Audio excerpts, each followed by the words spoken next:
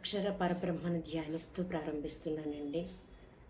జీవితంలో తట్టుకోలేనంత కష్టాలు ఎదురైనప్పుడు ఆత్మహత్యే శరణ్యం అని అనుకునే వారి కోసం హైందవ వాంగ్మయం నుంచి కొన్ని విషయాలను గత వీడియోలో చూసామండి.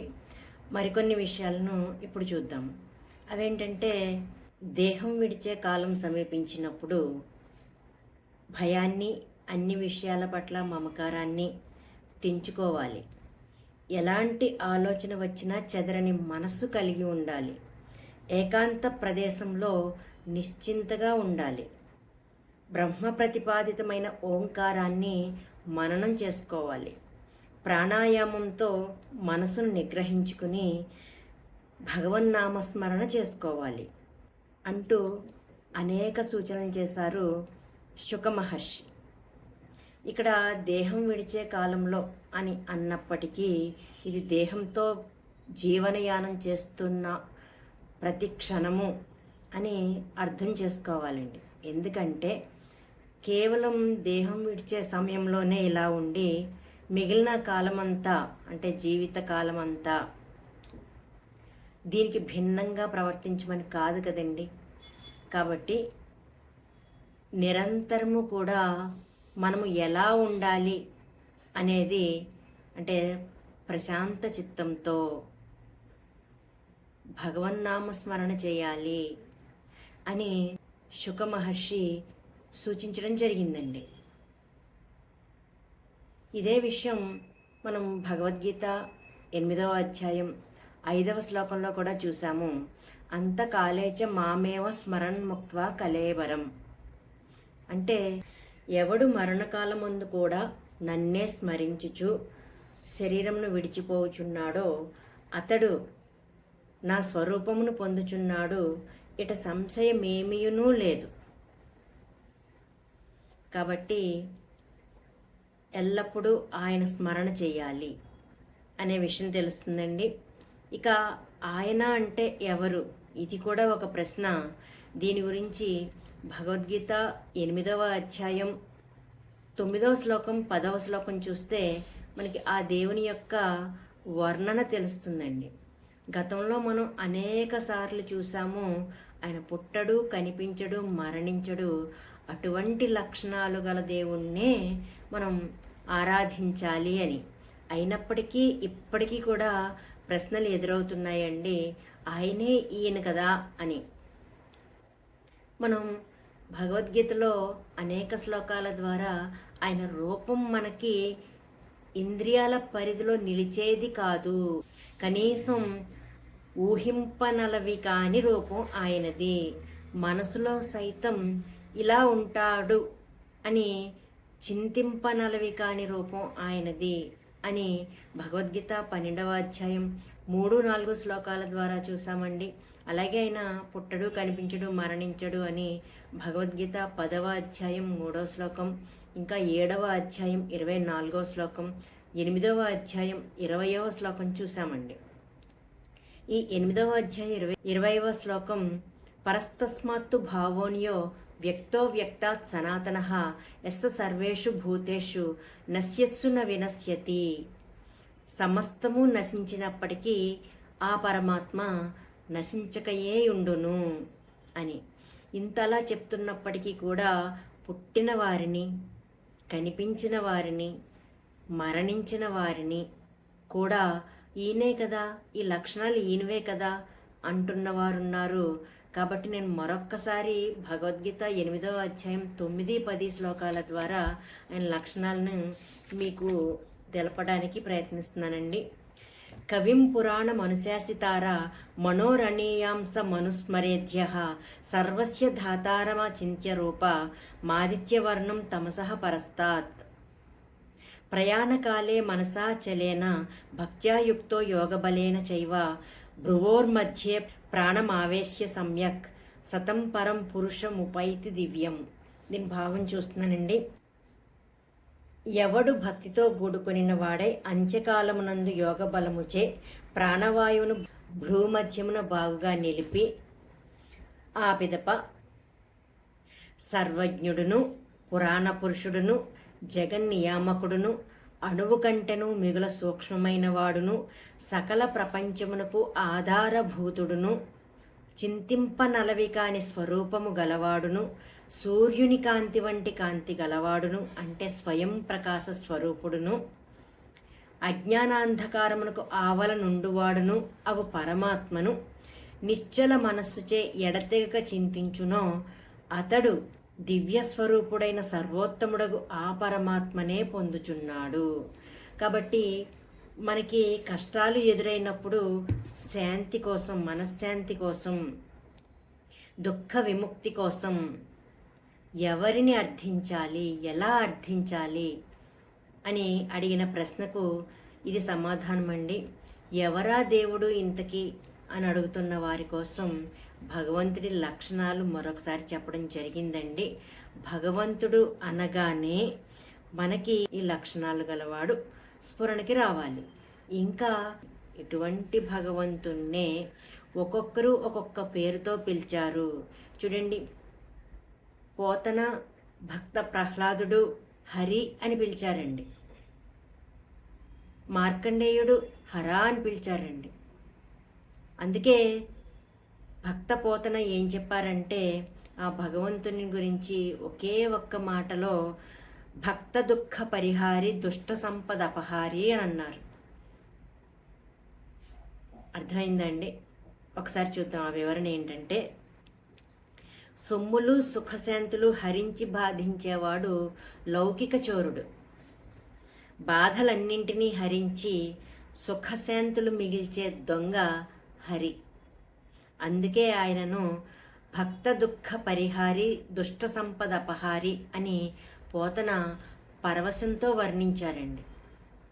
ఇక్కడ హరి అంటే ఈ లక్షణాలు గల దైవాన్నే పోతన ఇంకా భక్త ప్రహ్లాదుడు హరి అని పిలిచారు, మార్కండేయుడు హర అని పిలిచారు. ఇక్కడ హరి అంటే హరించేవాడు, హర అన్నా కూడా అదేనండి, భవదుఖాలను శోకాలను హరించేవాడు. కాబట్టి భక్తులు ఆయనని కొందరు హరి అని పిలిస్తే కొందరు హర అని పిలిచారు, మరికొందరు ఇంకో పేరుతో పిలిచారు, ఇంకొందరు వారి భాషలో ఇంకో రకంగా పిలిచారు.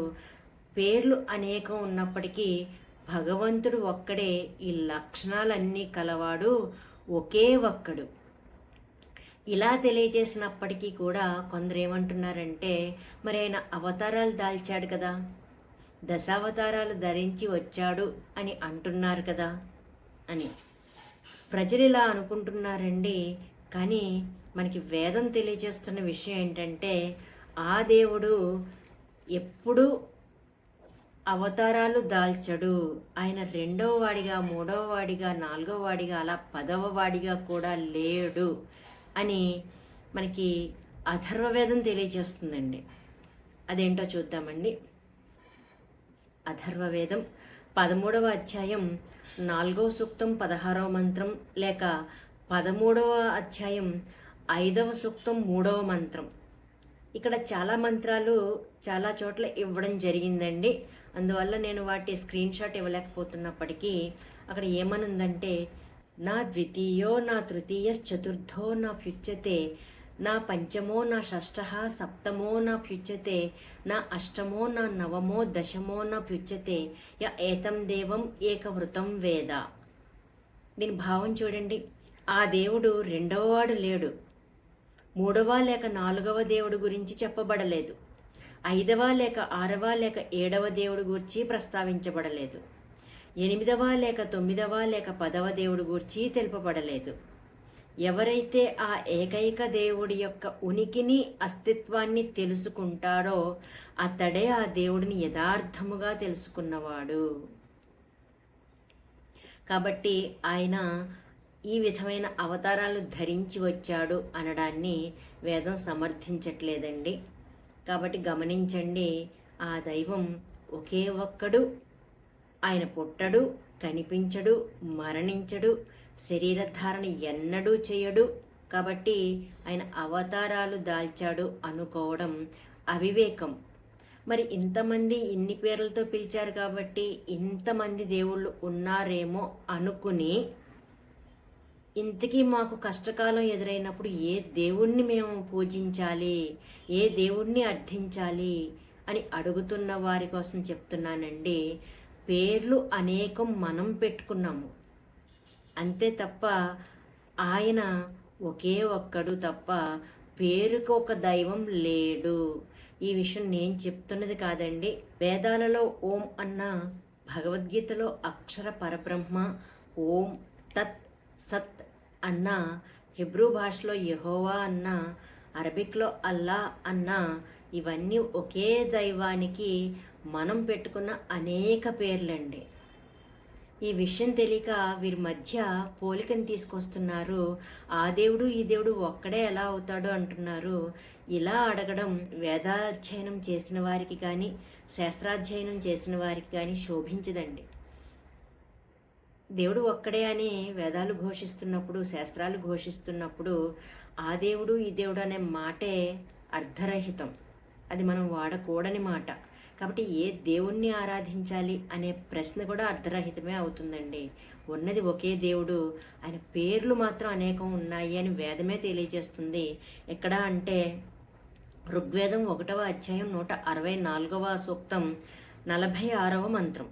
అక్కడ ఏమనుందంటే, ఇంద్రం మిత్రం వరుణమగ్ని మాహురథో దివ్య స సుపర్ణో గరుత్మాన ఏకం సత్ విప్ర బహుధా వదంత్యగ్నిం. దీని భావం, ఒకే దైవాన్ని విద్వాంసులు ఇంద్ర, మిత్ర, వరుణ, అగ్ని, దివ్య, సుపర్ణ, గరుత్మాన్, యమ, మాతరిష్వాన్ మున్నగు గుణవాచక నామములతో అనేక విధములుగా పిలుచుచున్నారు. కాబట్టి దేవుని యొక్క ఒక్కో గుణానికి ఒక్కో పేరును పెట్టడం జరిగిందండి. అలాగే అదే దైవాన్ని ఒక్కో భాషలోనూ ఒక్కో రకంగా పిలవడం జరిగిందండి. కాబట్టి దేవుడు ఒక్కడే. ఆయన్ని ఎవరు ఏ పేరుతో పిలిచినా, ఏ భాషలో పిలిచినా ఉన్నది దేవుడు ఒక్కడే. ఆ దైవాన్నే మనం ఆరాధించాలి.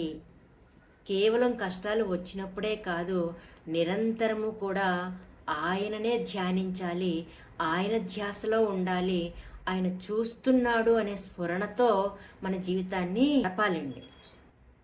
కాబట్టి ఎవరా దైవము అన్నది ఆ లక్షణాలను బట్టి, ఈ లక్షణాలు గలవాడినే దైవంగా గుర్తించి ఆయననే ఆరాధించాలి.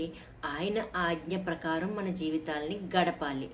ఇలా గడిపినప్పుడు మనకెదురైన కష్టాలన్నిటినీ కూడా ఆయన తొలగిస్తాడు. ఈ మాట నా సొంతం కాదండి. ఇదే విషయం భగవద్గీత 9వ అధ్యాయం 22వ శ్లోకంలో ఉందండి.